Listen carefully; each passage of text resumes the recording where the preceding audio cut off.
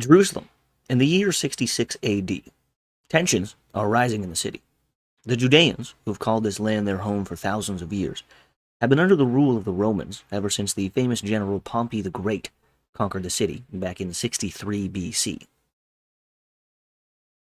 Over the generations of occupation, the Jewish people have become more and more indignant to Roman rule, and the people are ready to fight.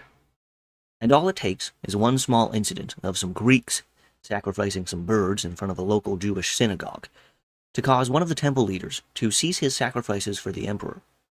And from that moment on, things will snowball into a war lasting 8 years, with some of the most brutal back and forth fighting in the ancient world. And that will leave the Jewish people not only without their beloved temple, but also without a home. Hello there everyone. In this video, we'll be taking a look at the first major conflict between the Jews and the Romans, which took place between the years 66 and 74 AD. It was back in 63 BC, around 120 years before this time, that the famous Roman general Pompey the Great had come to the east and conquered Judea. And when he entered the city of Jerusalem, he went so far as to actually enter the Holy of Holies, which is the inner sanctuary inside the sacred temple in Jerusalem, after his troops had already stormed and looted the temple. This was at the end of a civil war between two brothers that Pompey's client ended up winning. So, pretty much from the get-go, the relations between the Jews and the Romans have not been good. And over the generations of Roman rule, it's only gotten worse. Over the years, they faced abuses from corrupt Roman governors and the rising religious tensions, as well as protests about taxation, and of course, the age-old issue of a growing wealth gap between the aristocracy and the less wealthy masses. As much as this was a war between the Jews and the Romans, it was also a civil war between two factions of Jewish groups. One that was for the rebellion, and another group, the group of Jews that had worked with and had been put into their positions of wealth and power by the Romans. So when the war finally broke out, one of the first acts of the rebels was to actually rid Jerusalem, and anywhere they could, of any Jewish people that they thought were sympathizers, or that had helped or worked with the Romans in any way. And all you really get from the text, they just say that a great loss of life occurred when the rebels swept through their own lands, finding people they deemed as traitors. Now, what initially actually kicked it all off, alongside all of the other issues going on at the time, was actually quite a small and what me and you would consider a pointless and stupid incident. But back in these times, people really, really believed in what they believed in. I'm quite confident in saying that nowadays, even if you do consider yourself a religious person, you're not going to put your life on the line or go out and try and end somebody else's because of something somebody said or did. Of course, we do have some extremist groups around the world that would do that, but in today's day and age, I think most of us think that those people are religious fanatics. Well, back then, around 2,000-ish years ago, give or take, everybody was like that. They truly, truly believed in their gods and traditions and religions. So when in the year 66, some Greeks, who just seemed to be fucking around and trying to piss off the Jews, well, they started sacrificing some birds while standing on a chamber pot just outside the entrance to a Jewish synagogue in the port city of Caesarea, which would have made the building ritually unclean and therefore unusable to the Jews. Well, in response to this, the Jews sent a group of men to the procurator of Judea, Gessius Florus. Now, Gessius, he's only in this position because of his wife and her friendship with the Emperor Nero's wife.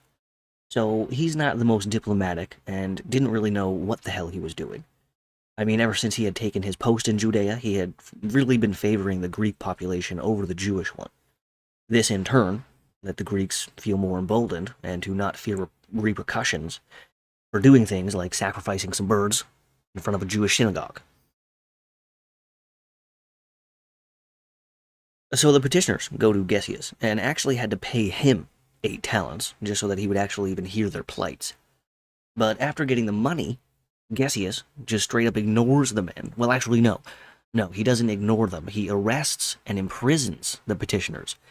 And then this fucking guy, Gesius, takes another 17 talents from the temple treasury in Jerusalem and tells the Jewish people that, oh, this is just actually for the emperor, so don't worry about it, it's cool, don't be mad about this. And just a quick side note here, a talent was supposedly around 6,000 dinars, so basically $6,000 was what a talent was, and this dude was out here stealing 25 of them. And now this was the final straw.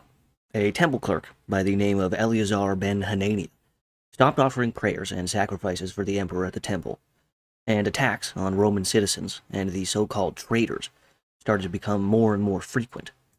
And it seemed like the city of Jerusalem was going to fall into anarchy. It's actually said that the people of Jerusalem started to pass around a basket to collect money in a sort of a mocking way, to mock Gesius and insinuate that he was poor. And Gesius, of course, responded to the unrest by sending in troops and gathering up the leaders of the riots. He had them whipped, and then he crucified them.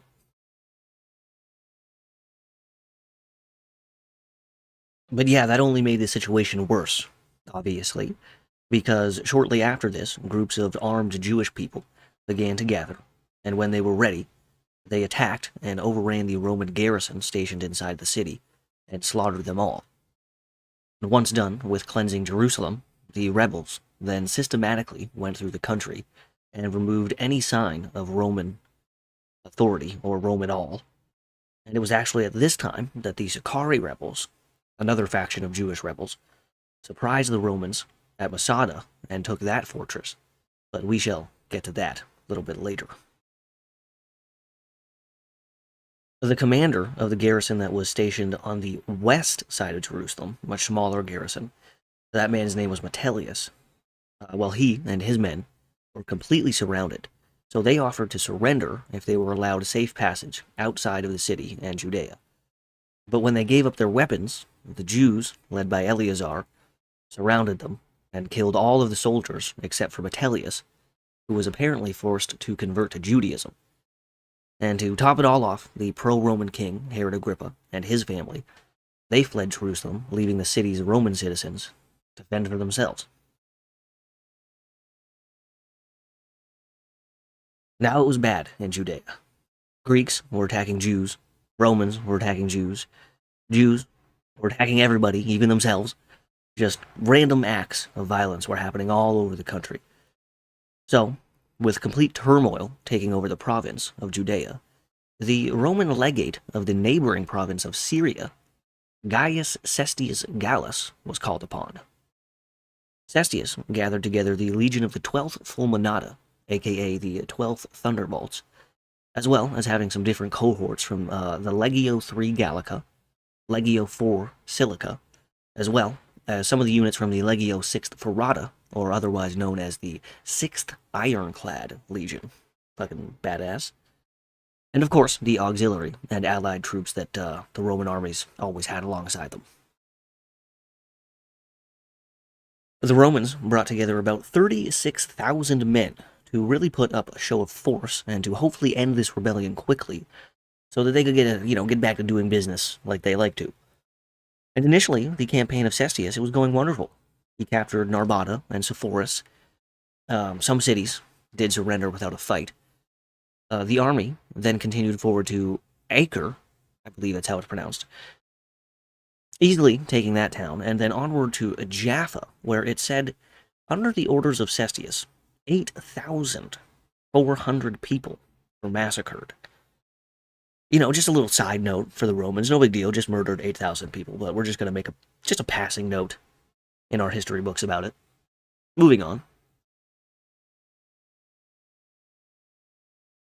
After terrorizing the coast for a little bit, Cestius Gallus, same guy here, he turned his force inland and made his way to the city of Jerusalem, where he put the city under siege, and then managed to gain ground and actually managed to get on top of Mount Scopus, which was more of like a large hill than a mountain that overlooked the city of Jerusalem. The picture you see here is a view of the old city from the top of Mount Scopus. But for some reason, probably a multitude of reasons, just after a 9-day siege, Gallus abandoned his attempt and withdrew his men, heading back towards the coast. His forces had taken losses in ambushes, not many, about like 500 or so, it said, but his siege engines, they had been damaged, and he was also worried about being cut off from his supply lines, because it was already October, and the cold rains, were starting to fall.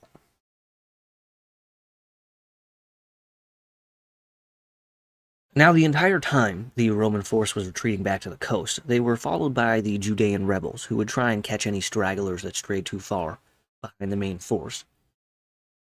And it was as the Roman army entered into, and then was almost fully within a narrow passage near the small town of Beth Horon, that the rebels launched their first major attack. A group of Jewish zealots, led by Eleazar ben Simon, and a large group of Jewish peasants, led by Simon bar Giora, ambushed and trapped the Roman army inside the passage of Beth Horon, where they rained down missile fire from above until they ran out of ammo, and then sent in a huge force of Judean infantry. Unable to form any coherent ranks to fight back against the rebels, and being wounded and tired, the men of the Roman army were no match for their attackers.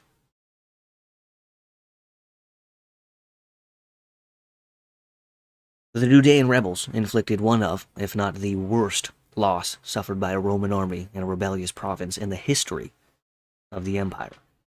Around 6,000 soldiers lost their lives, while the rest of the army all fled in disarray. Gallus, he did manage to escape, but at the cost of his army and most of the money and the loot that he had gathered along the way, and very shortly after leaving Syria, he would pass away. While Gallus and the survivors fled, the rebels searched the battlefield and stripped the dead of their armor and weapons. And when the news of the Jewish victory circulated through the land, many, many, many more volunteers all throughout Judea threw in their lot with the rebellion.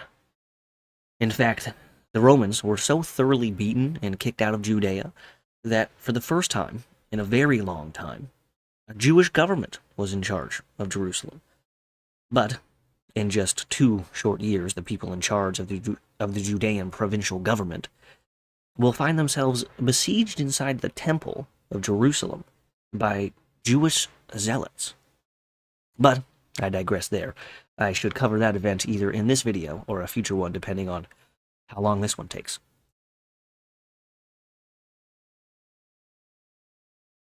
Now that the rebellion was in full swing, the Jews appointed leaders to the new government, as well as various commanders for the different cities they'd need to defend against the Romans when they came back. But before that happened, the rebels were feeling quite confident after their success at the Battle of Beth Horon.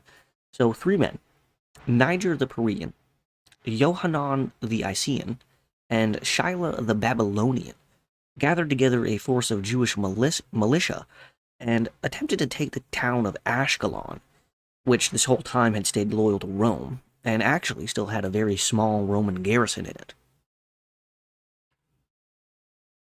But this attack completely failed, and 2 of the 3 leading men were killed in battle, along 6,000 of their soldiers. Niger, the Perean, was the one leader to make it out alive, and on top of all that, after the battle, the Greeks and Romans in the town began to attack and execute the Jews that were still left in the city. And this whole ordeal, it made the Jewish leadership back in Jerusalem rethink a strategy of instead of trying to take more cities and gain land against the Romans, they switched to a defensive strategy, focused much more on just holding the stuff that they actually had, and making it all about fortified warfare.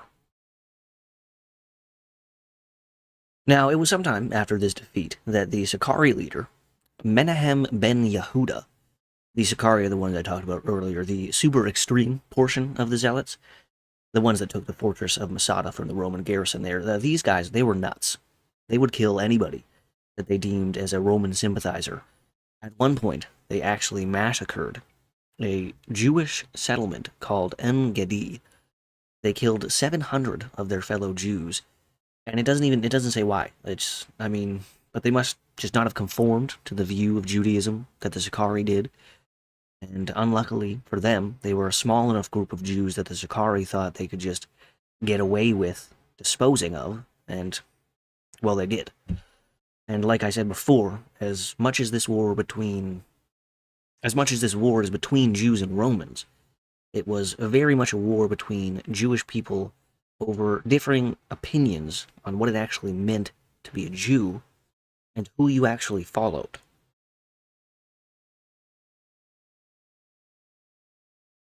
Now, we reach the year of 67 AD, and the news of the happenings going on in Judea have reached all the way back to Rome and the imperial ruling family, which at this time was headed by the infamous Nero. Nero was too busy being a weirdo to deal with the rebellion himself, so he called upon a very talented general from an equestrian family by the name of Vespasian. Vespasian had an extensive military career and was very well distinguished in war. He had even taken part in the Roman invasion of Britain back in 43 AD, just over 2 decades before. Under his command was 2 full legions, the 10th Legio Fretensis, aka the 10th Legion of the Straits, and the 5th Legio Macedonica. And when he arrived in Ptolemy in the spring, his son Titus met him there after bringing the 15th Legio Apollinaris, aka Apollo's 15th Legion, from Alexandria. Now this gave Vespasian over 60,000 men at his disposal to try and take back the province of Judea. Now in the north of Judea, Galilee specifically, there were 2 groups of Jews. The first camp, led by a man named Yosef ben Mattiyahu, was loyal to the provincial government back in Jerusalem, and was made up mostly of the wealthier and priestly class of Jews, and of course the Zealots, who were mostly made up of the farmers, fishermen, and peasant classes of Judea. Now this Ben fellow, he's going to be a major player in the story, and eventually history. Ben was a Jewish man born into one of the most elite families in Jerusalem. His father was a high priest, while his mother actually descended from the former ruling family of Jerusalem, the Hasmoneans. And in his 20s, he actually went to meet with Emperor Nero himself to try and persuade him to release some Jewish priests that he was holding prisoner. And when the war broke out in Judea, it was Ben who was appointed commander of Galilee, and it's actually said that he did pretty decent. He fortified several different towns, and he tried as best as he could to prepare for the advancing Romans. But inevitably, he found himself stuck inside the walls of a city called Jotapata, as the Romans were just about to smash their way in. Vespasian and his army had been making their way south from the north of Judea, easily taking towns and cities along the way. Actually, there were some towns that gave up without a fight and immediately turned themselves over to the Romans. And it wasn't until the army reached the hilltop town of Jotapata, where our friend Ben Mattiyahu and his defenders were waiting. After a failed attack on the walls during the second day, Vespasian ordered his men to get stuck in, because they were going to have themselves a proper siege. Of course, as the Romans were building their siege weapons, the defenders would sally out and try and stop them. And that happened all the way up until Vespasian had 160 catapults and ballistas set up behind the workers, protected by a bunch of archers and slingers that would shoot at anything that they saw move on the walls of Jotapata.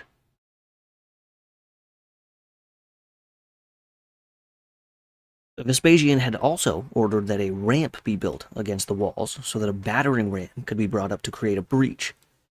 The defenders of Jotapata tried absolutely everything they could to stop this from happening. They lowered bags filled with chaff in front of the battering ram to soften the blows against the walls, and that worked until the Roman soldiers were able to tear them down. I mean, they sallied out from behind the walls multiple different times to try and set the ram on fire, but each time were beaten back. There's even a recorded event that a particularly strong Jewish defender picked up a massive stone and managed to throw it over the walls, where it landed on the head of the ram, actually breaking it off. The fighting was so fierce and in such close quarters that even Vespasian himself was hit with some sort of a dart weapon. But this just pissed the Roman soldiers off even more, so that they continued their attack on the walls all throughout the night, and eventually made a breach in one of the walls.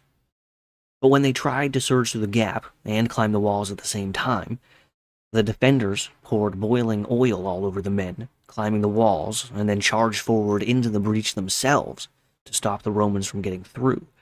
And once more, the Jewish defense was able to push back the Roman infantry. At this point, Vespasian ordered the 3 large siege towers to be built, and that the ramp be built so high that it was actually higher than the walls of Jotapata themselves. And with the cover provided by the siege towers, the Roman engineers were able to build the ramp up until it did actually surpass the height of the walls. And it was at this time, on the 47th day of the siege, that a traitor deserted the defense and went over to Vespasian and told him of how bad it was inside the walls, and that there was actually barely anybody left in there defending, so much so that everybody actually fell asleep during the latest night watch because the men inside the walls were all just so tired. So before dawn broke the next day, a group of Roman soldiers, apparently led by Titus himself, Vespasian's son, stealthily scaled the walls of Jotapata and slit the throats of the men who were sleeping on watch. Then, they made their way to the gates and let in the rest of the Roman army. The Jews, caught by surprise, had no chance. 40,000 people are said to have been slain, while another 1,200 women and children were taken into slavery, while the Romans are said to have just lost 1 man. Now, Yosef ben Mattiyahu and some of the leadership, they were still alive. They were actually held up in one of the many caves that were around the city. He was trapped in a cave, in there with about 40 other people, most of the leadership of Jotapata, and he actually wanted to surrender to the Romans. But his companions were having none of that. They thought it'd be much better to die than to fall into the hands of the Romans. So Ben proposed that they actually take turns killing one another. And they couldn't do it themselves because that would be considered sinful. So one by one, the men took turns offing one another, until it was just Ben and one other man left.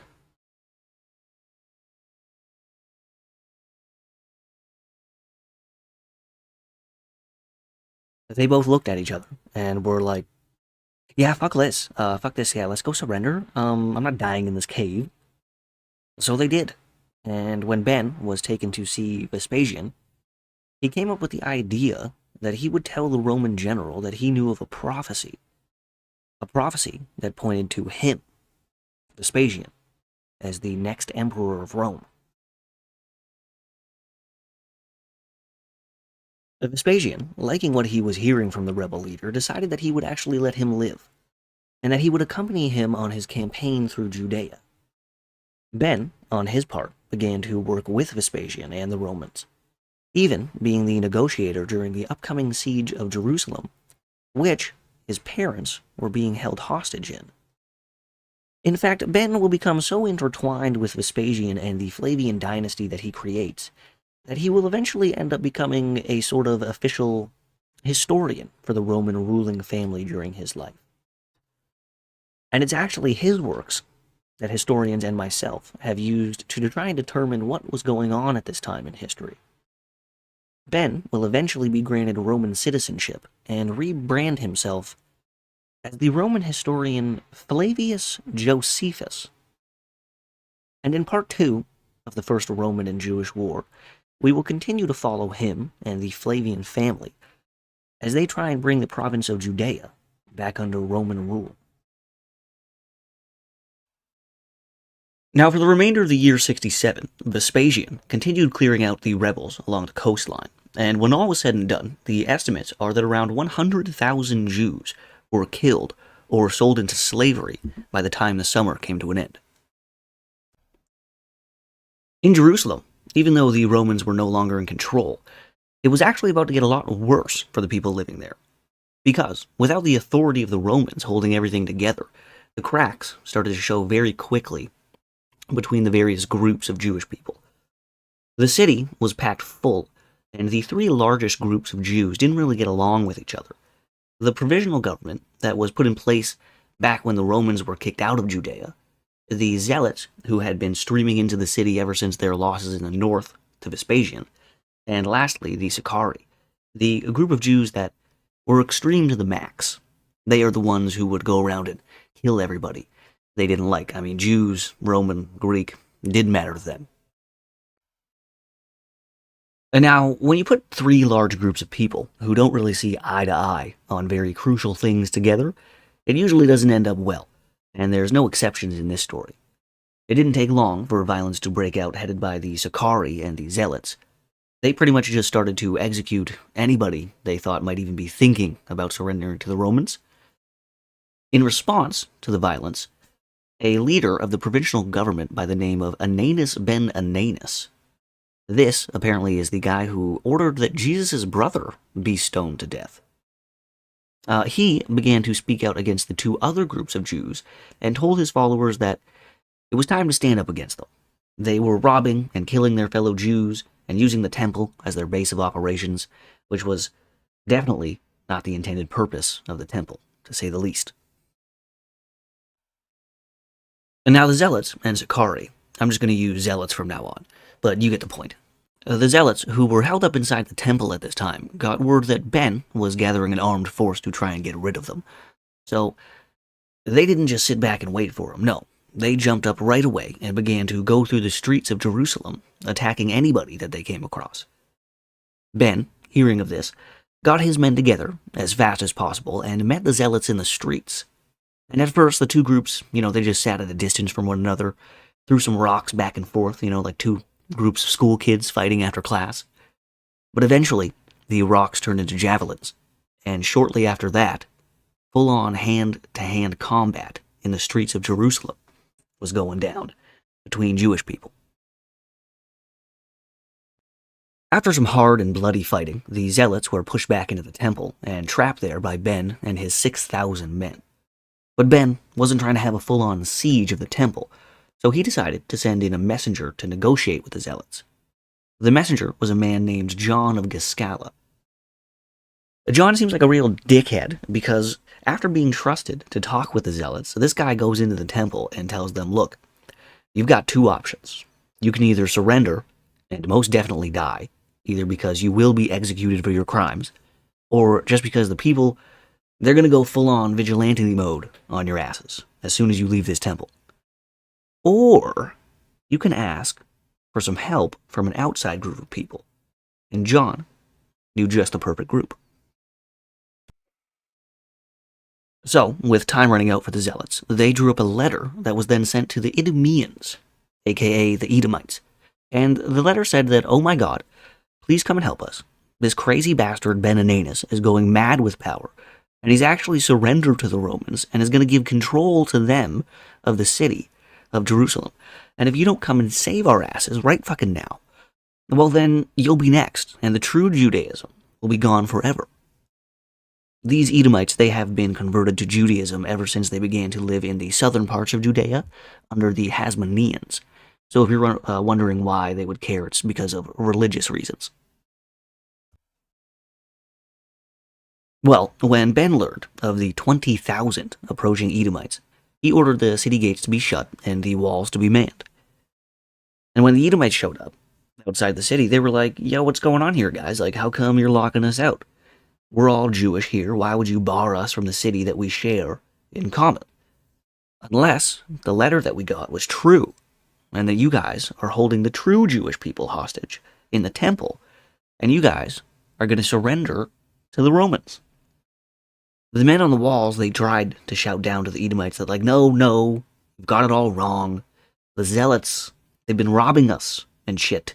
This actually has nothing to do with the war against Rome. We just want these guys gone. We're not actually going to surrender to Rome, you idiots. But it was too late. That night, it said that a thunderstorm blew over Jerusalem, and in the middle of it, some zealots snuck out from the temple with saws and made their way to the gates where, under the noise of the clashing thunder, they cut the bars of the gates and allowed the Edomites to pour into the city. They found Ben and his men still waiting outside the temple. The 6,000 men fighting for Ben had no chance against the 20,000 Edomites, and were slaughtered to a man. After being saved from the temple siege, the zealots then went through the city and massacred any commoner they could find. The Edomites finally learned of the trickery that got them to come to Jerusalem in the first place, and that Ben and the other group of Jews, they had never actually reached out to the Romans. Though nothing is really said about it or how they felt, but this is actually the last time we see or hear of the Idumeans in the historical record. It seems after the first Jewish-Roman War, they just kind of seem to fade into history. In the springtime of the year 68, Vespasian was back on the move. His army had been taking one Jewish stronghold after another, making great progress against the Jewish rebels. When about halfway through the year, news arrived from Rome, stating that Nero, the emperor, had been deposed and had ended his own life. The new emperor Galba would only last for a couple of months before being assassinated by a man named Otho. Vespasian didn't really throw his name into the ring until the year 69, where the legions under his command hailed him as emperor. He would leave Judea under the control of his son Titus and head back to Rome, where he would put an end to the turmoil caused by the year of 4 emperors and establish a new imperial ruling family, which will in turn into the Flavian dynasty. Skipping forward a bit here now to the year 70, Vespasian has won the civil war against his enemies and is now emperor of Rome, and Titus is in command of the legions in Judea, and he and they have made their way to the famous city of Jerusalem, which is absolutely packed to the brim with people at this point, with all the refugees who have been fleeing the advancing Romans. Knowing this wasn't going to be a quick and easy victory, Titus set about making plans for a full-on siege.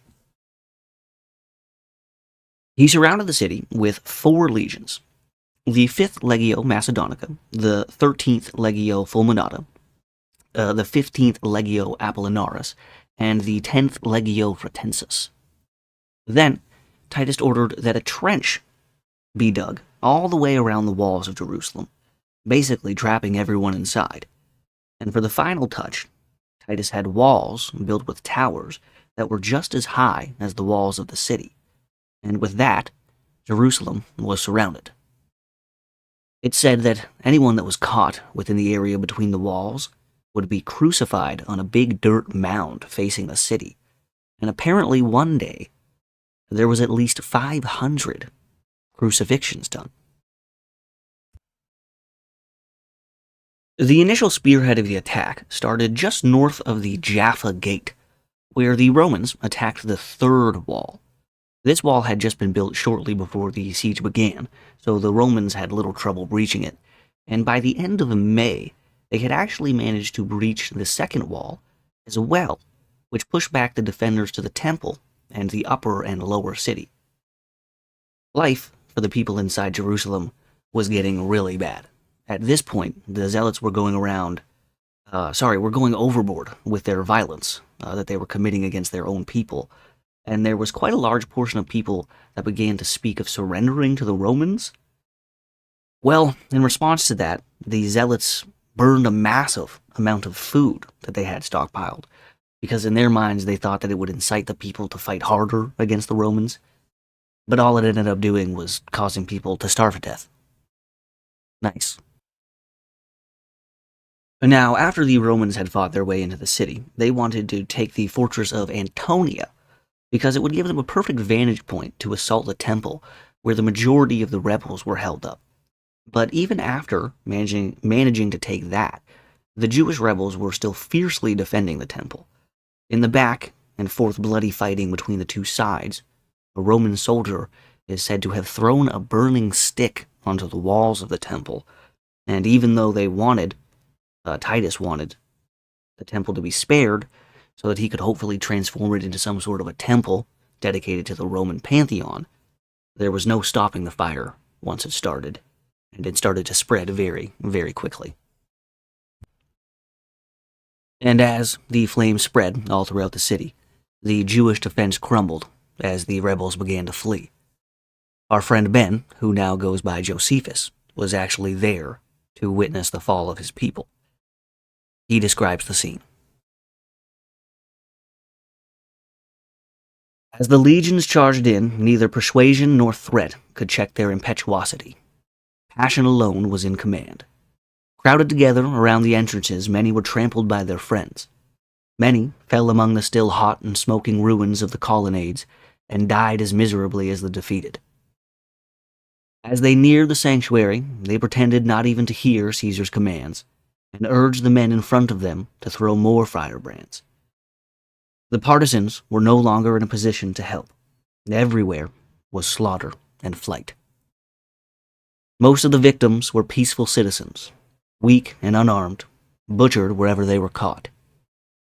Round the altar, the heaps of corpses grew higher and higher, while down the sanctuary steps poured a river of blood, and the bodies of those killed at the top slithered to the bottom.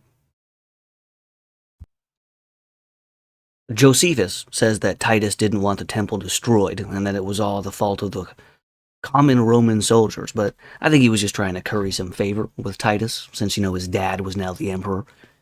But after the siege, Titus ordered that the walls and defenses of Jerusalem be torn down. The only thing left really was the western portion of what used to just be a retaining wall, not even part of the actual temple itself, that we now know as the Wailing Wall. Josephus also claims that 1 million people, mostly Jewish, were killed during the siege, but that's obviously a highly inflated number. The 97,000 slaves, though, is thought to be a much more realistic number, but really it doesn't matter that much. What we do know is that many, many people lost their lives during the siege, and that many, many more people were driven from their homes and the land of Judea afterwards. Now, that's pretty much the major part of the First Jewish War. There is just one more event I'd like to mention, and that, of course, is the Siege of Masada. Now, if you remember from earlier, I just briefly mentioned Masada and the Sicarii. Well, a lot of them were still just chilling at Masada, going out for raids every now and then, and the Romans weren't just going to let that happen. So in the year 72, 2 years after the fall of Jerusalem, the Roman governor of Judea, Lucius Flavius Silva, led the Legio Fretensis, some auxiliary troops, and about 15,000 men and women, Jewish men and women, who were prisoners of war, to Masada, where they surrounded the hilltop fortress with a wall and began construction on a huge siege ramp. Now, Josephus doesn't speak of any attempts by the people in Masada to sally out and stop the Romans from building this thing, so in the spring of 73, the ramp was finished. Lucius Flavius then ordered that a massive siege tower with a battering ram be built. The Romans would use this to breach the walls of the fort, and when they finally did, what they entered into was like a house of horrors on steroids. The last Jewish defenders had set all the buildings on fire and had killed each other as a last defiant act against the Romans. They found only 7 people alive out of the 967 that were said to have been in the fortress.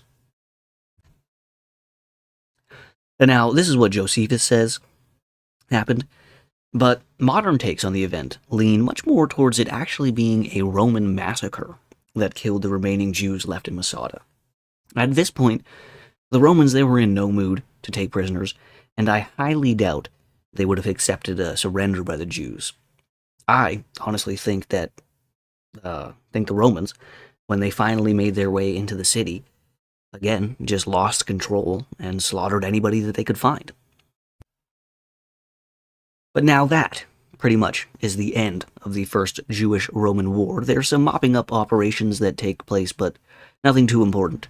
The modern estimates here are that around 1/3 of the Judean population had been destroyed, either by the Romans, starvation, infighting amongst the Jews themselves, and also being sold into slavery.